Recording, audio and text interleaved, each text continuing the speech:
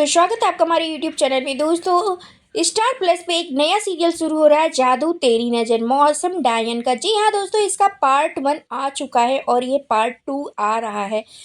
दोस्तों, इसमें कहानी ये है कि जो जिन वगैरह जादू की कहानियाँ इसमें आपको दिखाई देने वाली हैं। इसमें होता ये है कि एक माँ होती हैं बीना जी और बिहान होता है जो कि यहाँ पर जिन्न होता है, जिसके ऊपर काल सर्प दोष लगने वाला होता है, जिसके लिए उसकी माँ बहुत परेशान होती है कि इतने साल के बाद फिर से काल सर्प दोष लग रहा है। और वो बहुत ही ज़्यादा दुखी होती है, कहती है कि उससे दिया तक नहीं जल रहा होता है, जिसकी वजह से वो परेशान होती है। तभी उसकी माँ करने वाली होती है बिहान के लिए, तभी उससे दिया नहीं जल रहा होता है। तब उसकी दादी कहती है बिहान की कि महाशिव जी का मंत्र जाप करो, जब भी कुछ हो सकता है। और मन में एक आस्था के साथ में पूजा शुरू करो बेटा, तभी कुछ भी होगा। और बिहान कहाँ है?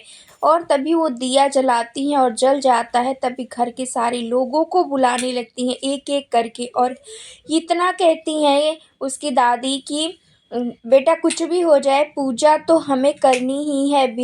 बिहान के सुरक्षा के लिए हमें पूजा करनी ही है।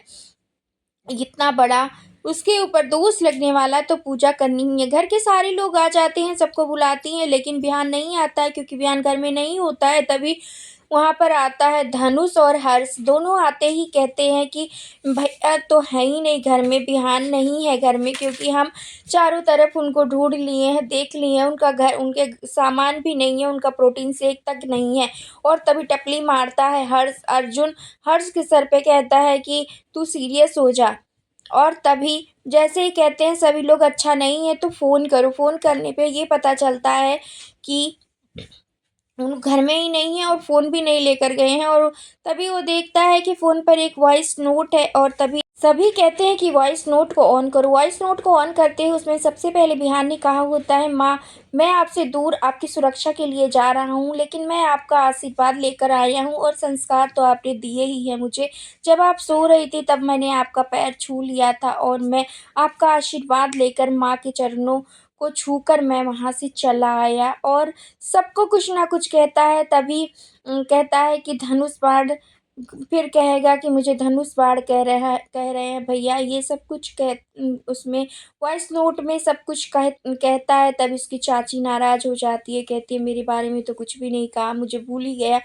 तभी यहाँ पे बिहान कहता है चाची तो गुस्सा हो रही होंगी, लेकिन चाची के लिए मैं बहुत ही ज़्यादा खुश हूँ, क्योंकि चाची अपनी लाइफ में हमेशा खुश रहती है। बहुत कुछ इस यहाँ पे बिहान सबके लिए कुछ ना कुछ कहा होता है उस वॉइस नोट में। और इधर बाहर बैठकर जो परी होती है वो पूरी कहानी सुना रही होती है बीच बीच में।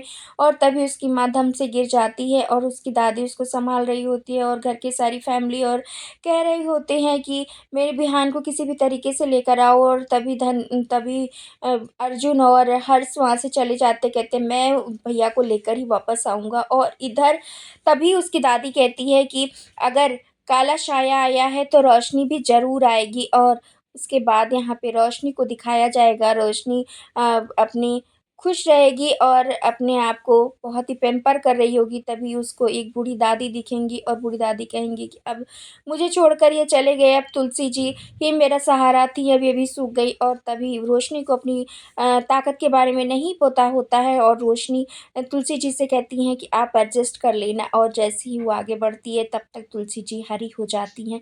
जी हाँ दोस्तों, बहुत ही अच्छा शो आने वाला है, और आप देखेंगे तो आपको भी बहुत मज़ा आने वाला है। और इधर उसकी चाची कहती हैं कि तुम्हें कोई ज़रूरत नहीं है, लड़कियों को ड्राइवर बनने की कोई ज़रूरत नहीं होती है। और यहाँ तक गुस्से में उसकी चाबी फेंक देती है, लेकिन बारिश हो रही होती है तब भी वो अपनी चाबी ढूंढ लेती है। बारिश में भी भीगते भीगते अपनी चाबी को ढूंढती है और वहाँ से चली जाती है अपनी गाड़ी को लेकर, क्योंकि उसकी चाची कह रही होती है कि मैं तुमको, उसको डांस करने के लिए बार बार कहती है कि थोड़ी देर में ही तमाम पैसे मिल जाएंगे, क्यों तुझे इतनी मेहनत करनी है। ये सब कुछ रोशनी से उसकी चाची कह रही होती है, लेकिन रोशनी कहती है कि मैं बहुत खुश हूँ अपने इस काम से, मुझे कोई भी प्रॉब्लम नहीं है। और जब वो गाड़ी लेकर चली जाती है तभी रास्ते में उसको मिल जाता है बिहान, और बिहान जब उसे मिलता है तब उसको ये पता नहीं होता है कि ये इसके ऊपर कालसर्प दोष है। और उसके सामने ही उसकी जैसे गाड़ी ख़राब होती है, वो अपनी गाड़ी सही कर रही होती है, उसके सामने ही आकर बिहान की गाड़ी का एक्सीडेंट हो जाता है, जिसकी वजह से रोशनी बहुत ही ज़्यादा दुखी होती है कि मैं कुछ नहीं कर पाई, और मेरे सामने इस गाड़ी का एक्सीडेंट हो गया, जिसकी वजह से रोशनी दुखी ही होती है। तब तक बिहान उसमें से निकलता है और उठकर एकदम से खड़ा हो जाता है। उसका पूरा शरीर जला सा पड़ा होता है, लेकिन वो एक एक करके अपने अंगों को सही करता हुआ एकदम से खड़ा हो जाता है, जिसकी वजह से रोशनी वहाँ पे डर जाती है और उसको बिल्कुल बेहोश हो जाते हैं डर, और तभी जैसे बिहान देखता है कि किसी ने मुझे ऐसा करता हुआ देख लिया, तब वो बहुत पहले तो गुस्सा होता है और रोशनी का पीछा करता है, क्योंकि रोशनी भाग जाती है उसको देखकर। लेकिन रोशनी वहाँ पे जब बेहोश होकर गिरी होती है, तब बिहान उसके सर पे हाथ फेर देता है और उसको उठाकर उसकी गाड़ी के पास बैठा देता है दोस्तों। और फिर वहाँ पर आ जाता है अर्जुन, और अर्जुन को देखते कहता है, धनुष तू यहाँ कैसे आ गया। वो हेलीकॉप्टर लेकर ढूंढता हुआ उसको आ जाता है, तभी कहता है कि ये चाहे कैसा भी हो, लेकिन ये ऑफिसर अच्छा है, इसने पता कर लिया कि आप कहाँ पर हैं। और कहता है कि घर चलिए भैया, लेकिन तभी यहाँ पे बिहान कह देगा, मैं नहीं जाऊँगा, क्योंकि मेरी वजह से तुम लोगों की मैं खतरे में नहीं डाल सकता, और तुम दोनों यहाँ से चले जाओ। तभी वो दोनों नहीं मानते हैं और कहते हैं, यहीं पे हम कैंप लगाएंगे और यहीं पर रहेंगे जब तक आप हमारे साथ नहीं चलेंगे।